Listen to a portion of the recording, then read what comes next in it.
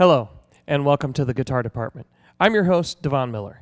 Now, in these last couple of episodes that we've done, we focused on the acoustic guitar, and we've also learned some chords that you can use to play several popular songs that are out there. Today, as you can see, we are going to switch it up a little bit and talk about the electric guitar. So first, let's take a look at the similarities and the differences between an electric guitar and an acoustic guitar. On both, you will find that they both have a body, they both have a neck, they both have a headstock, they both have tuning pegs and a nut, and then the fingerboard and the frets.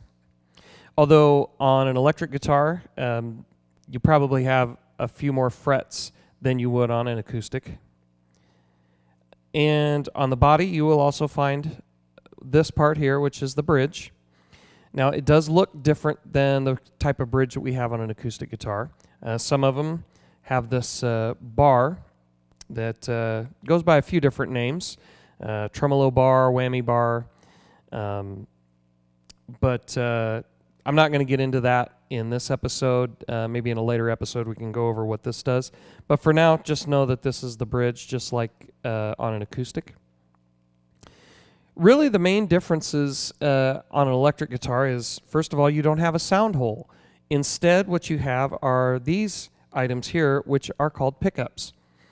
And you can basically think of these as like little microphones that pick up the vibration of the strings using an electromagnet. And that electromagnet then changes the vibration of the strings over into electric current, that then through a cable and then plugged into an amplifier and then coming out of a speaker will then convert it back into a louder sound. And then, of course, you will also have an output jack back here. Now, the output jack is where you plug your guitar cable into.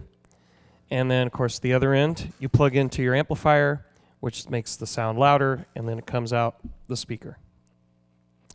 Now, there's many different types of amplifiers and speakers and guitars out there, and maybe in a future episode we'll go over what some of the differences are between the different types. But for now, just know that, you know, the basic pieces are the same. A few other items that you'll find on an electric guitar that you typically don't have on an acoustic. There's the volume knob, which, as you guessed it, will turn the volume up and down. So you can turn the volume all the way off and then turn it all the way back up. You'll typically have what's called a tone knob, which basically takes the guitar sound and one way the guitar sound gets very bassy and dark. You turn it the other way and it gets bright and trebly. And you would also typically have, if you have more than one pickup, you would typically have some sort of pickup selector switch. Now this selector switch may look different than the one that's on your guitar, but the principle is basically the same. And as well as your pickup configuration may be different than what I have on this guitar, but the same basic principles apply. The pickups that are closer to the neck are usually more dark and bass heavy.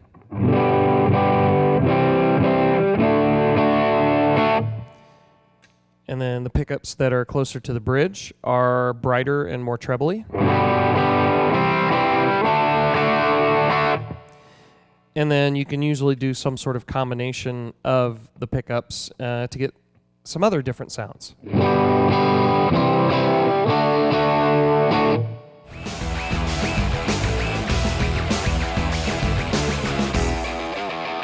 So before we go any further, let's make sure we're in tune together so you can play along with the show if you want to. First I'm going to give you is the first string, which is the bottom. So tuned just like an acoustic guitar, so everything that we learned on acoustic applies here. We're going to give you the high E string or first string.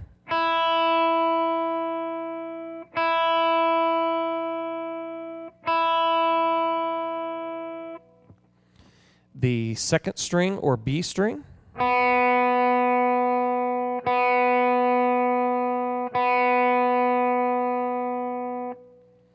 the third string or G string,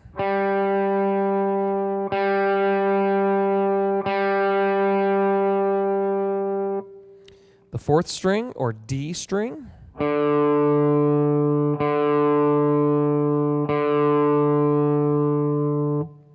the fifth string or A string,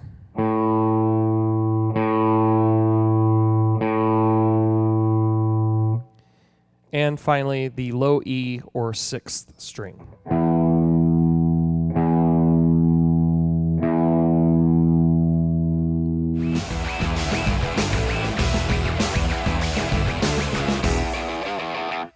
So now I'm going to show you what's known as a bar chord. And the reason they call it a bar chord is because you're going to take your pointer finger or first finger and you are going to bar it across all 6 strings of a certain fret. In this case, let's bar over the first fret.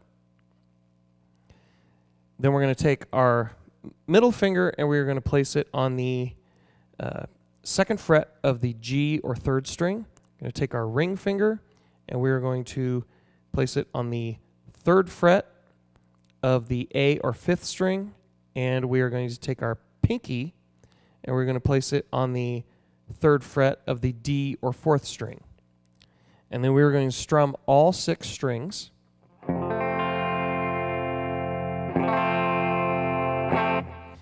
And that gives us an F chord. Now, you may notice that this finger shape here resembles a chord that we learned in our last episode. If you slide everything down, one fret so that your bar finger is actually off the neck of the guitar, we get our E major chord that we learned in the last episode. It's just our fingers are moved over because now we're using our pointer finger as a bar. And that's the beauty of a bar chord, is you can actually take this shape and move it all up and down the neck and play any major chord all the way up and down the neck. So, and the name of the chord is determined by what note your pointer finger is fretting on the low E string, or based off of that low E string. So if we go here where our finger is off the neck, we get an E major chord. First fret is an F. Second fret is an F sharp. Third fret is a G. It's the exact same as our G that we learned there. It's just in a different position. Fourth fret is a G sharp or A flat. Fifth fret is an A. Sixth fret is a A sharp or B flat. Seventh fret is a B. Eighth fret is a C. Now you'll notice there's no B sharp or C flat, and that's because in Western music, meaning Western Hemisphere, not country and Western, all popular music in the Western Hemisphere is all based off of this 12-note scale that you don't have a B sharp or C flat, and you don't have a sharp or flat in between E and F. All the other notes have some sort of sharp or flat between them. And you can see this when you look at a piano, because between the B and the C, there's no black key, and between the E and the F, there's no black key. So getting back to our neck, so now we're at the 9th fret, and that gives us a C sharp or D flat. 10th fret is a D. 11th fret is a D sharp or E flat. And finally, 12th fret, we're back up to our E. And then the cycle just repeats as far as you can go up the neck. And of course, just like with our E major chord, how when we lifted our first finger off of that G string, it made an E minor chord. we can do that same trick with any bar chord. But in this case, we're going to move our middle finger, take our middle finger off of the G string, and that gives us an A minor chord in that case. Or if we play a G here on the 3rd fret, and remove our middle finger, now we have a G minor chord. We are going to take a short break, but please stay tuned, because when we come back, I've got a lot more for you.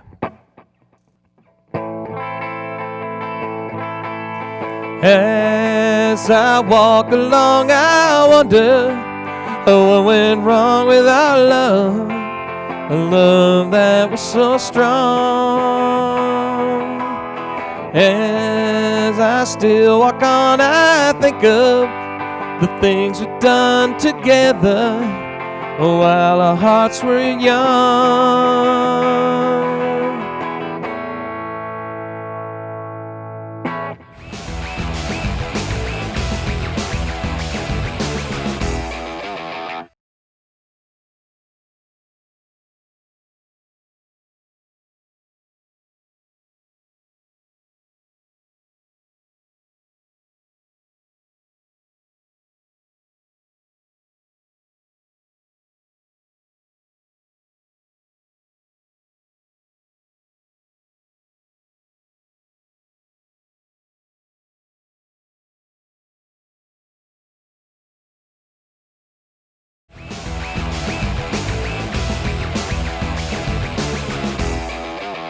Now, it can be difficult to play an entire song just using this bar chord shape, because you'd be jumping up and down the neck a lot, where you're playing a G chord here, and then you got to go all the way up here to the D, to the C, and then back to the G.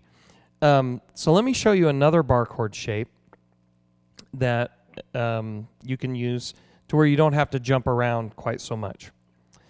And this one is going to be, in this case, we're going to take our pointer finger and we are going to bar across all of the notes of the 2nd fret, except we're going to leave the low E string off. We're not going to bar that, and we're not going to play it either. And then we're going to take our ring finger and we're going to make a smaller bar over the 4th fret of the 4th string or D string, the 3rd string or G string, the 2nd string or the B string.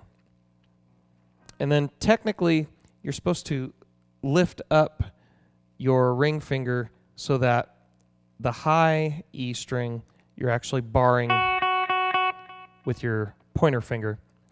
But depending on how flexible this first knuckle is on your finger, that can be difficult. And I can't even do it.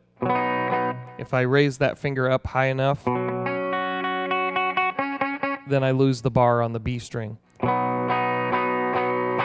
So a lot of times I just leave that high E off of this chord. Or if your pinky is strong enough, you can maybe get away with it by using your pinky. But most of the time when you're starting out, it's easier to use your ring finger. And again, we're strumming every string except for the low E. So that chord right there, we just played a B major chord. It's just like our bar chord up here. It's just we've moved it down here now. So we're playing it in a different position. Now, again, this shape here might look familiar, because if we take this finger shape and move everything down 2 frets to where our pointer finger is off the neck,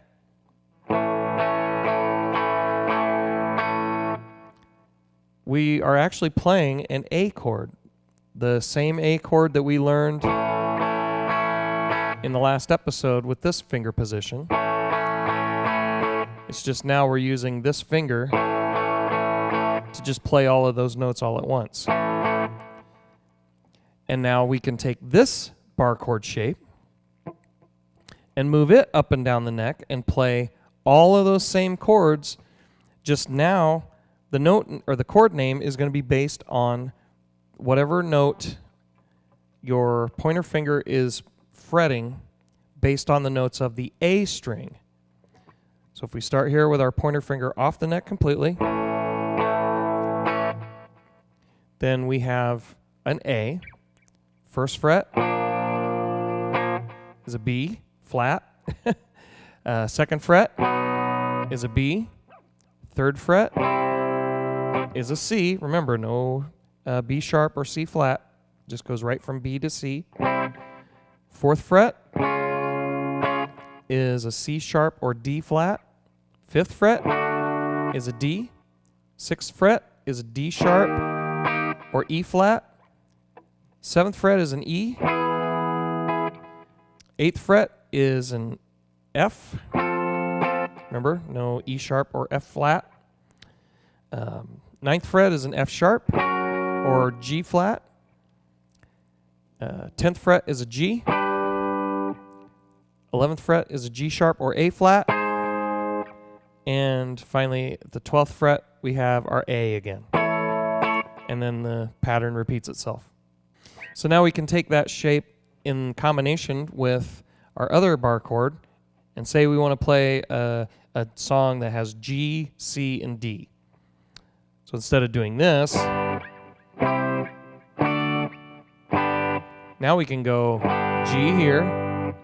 Now we can switch down to the bar chord on the A string, and that's our C, and then slide up to D, and then move back down here to G.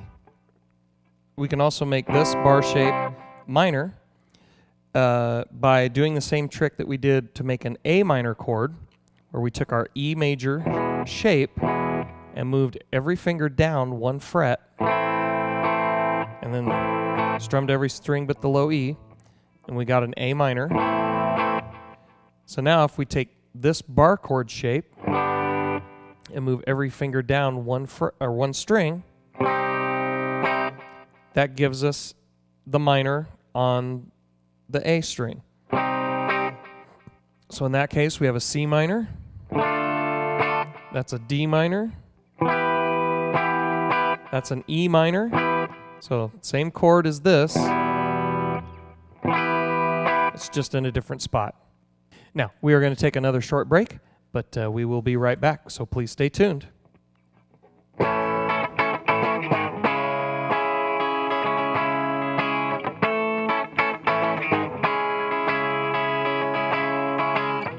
hear the drums echoing tonight, but she hears only whispers of some quiet conversation.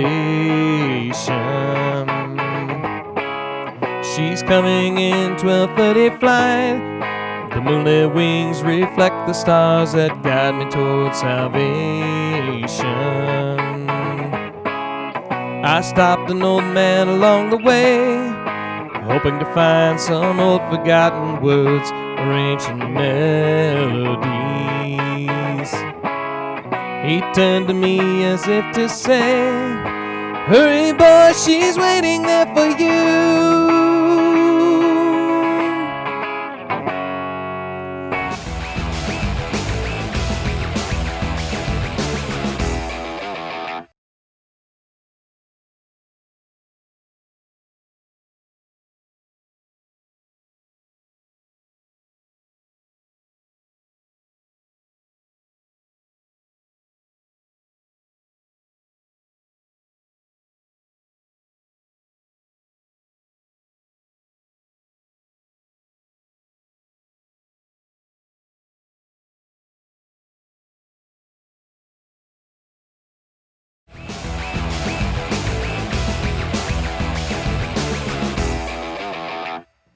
Gonna take a lot to drag me away from you.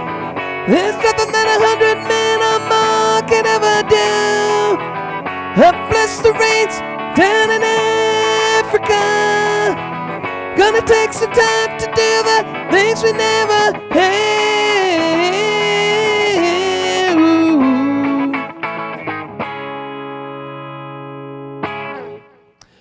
Welcome back to the Guitar Department. Once again, I'm your host, Devon Miller. Now, I know I've thrown a lot of information your way in this episode, but there's one more type of chord that I want to show you before we end this episode, and that is called a power chord.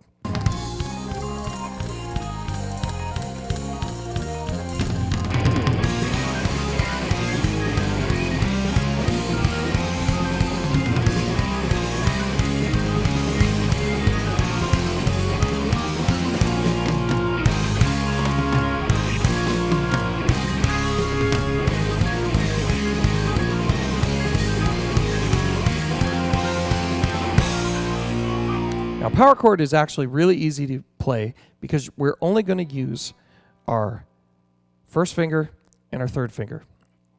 And we're only going to play 2 strings.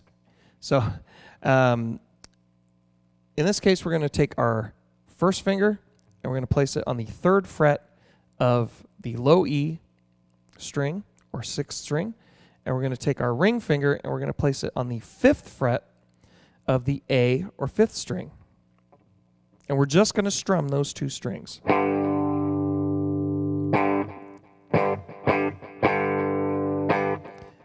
And that is a G power chord. Now, you will hear power chords in almost every type of popular music.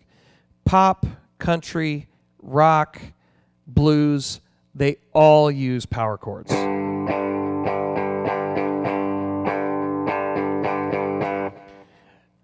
And the nice thing about this type of chord is the chord name is actually derived from the same way that you get this bar chord. It's whatever this finger is, whatever your first finger is fretting on the low E string. So that is a G major chord. If we lift every finger up except for our ring finger, and then our first finger is just playing the low E, we get a G power chord. So if we play the first finger on the 1st fret and 3rd finger on the 3rd fret of the A string, that's an F power chord. We've got a G power chord on the 3rd fret. First finger on the 5th fret is A chord. First finger on the 7th fret is a B power chord. 8th fret is our C power chord. 10th fret is our D power chord. And we can take this same shape and apply it to the A and the D string. So if we take our first finger and put it on the 3rd fret of the A or 5th string, and we take our ring finger and place it on the 5th fret of the D or 4th string, and just strum those 2 strings, we get a C power chord. So these power chords, the chord name is based on whatever fret the first finger is playing on the A string. So starting off with your first finger off the fretboard, you get the A. 2nd fret is our B. 3rd fret is our C. 5th fret on our first finger is a D. Then 7th fret is a E. 8th fret is an F. 10th fret is a G. And then 12th fret, we're back up to the A again. And then one more little trick that you can do with this power chord is, say we got this, say we go back to our G power chord here. If we add our pinky 2 frets higher than our ring finger, but on that same string,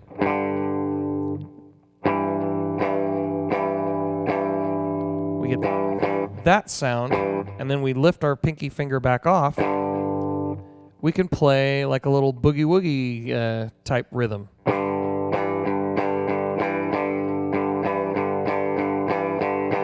And then we can apply it to our power chords based off of the A string as well.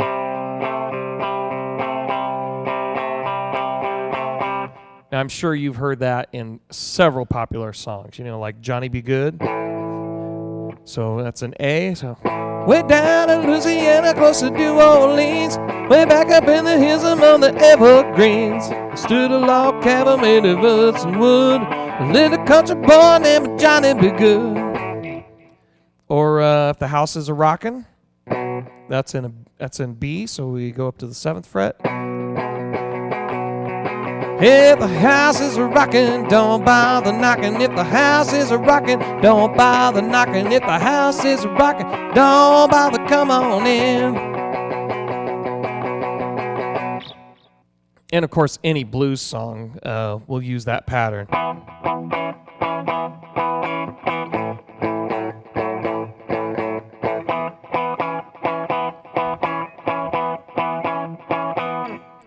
Well, it looks like that's all the time we have for today. And I know that I hit you with a lot of information in this episode. Please practice these shapes that we learned. And then do whatever works for you to memorize all of the notes up and down the string for the low E string and the A string, so that you can play these bar chord shapes and know, how to go from a G major bar chord to an E minor bar chord to a C major bar chord or a C major bar chord here. And then also play the power chords.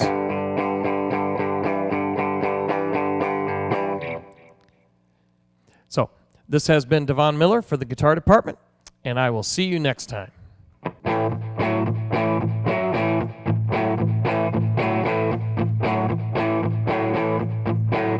Got a change in my pocket going jing-a-ling-a-ling. I'll call you on the telephone, baby. Give you a ring, but each time we talk, get the same old thing. I get no hug, no kiss, until I get a wedding ring. Now, honey, my baby, don't put my love on the shelf. She said, don't hand me no lines and keep your hands to yourself.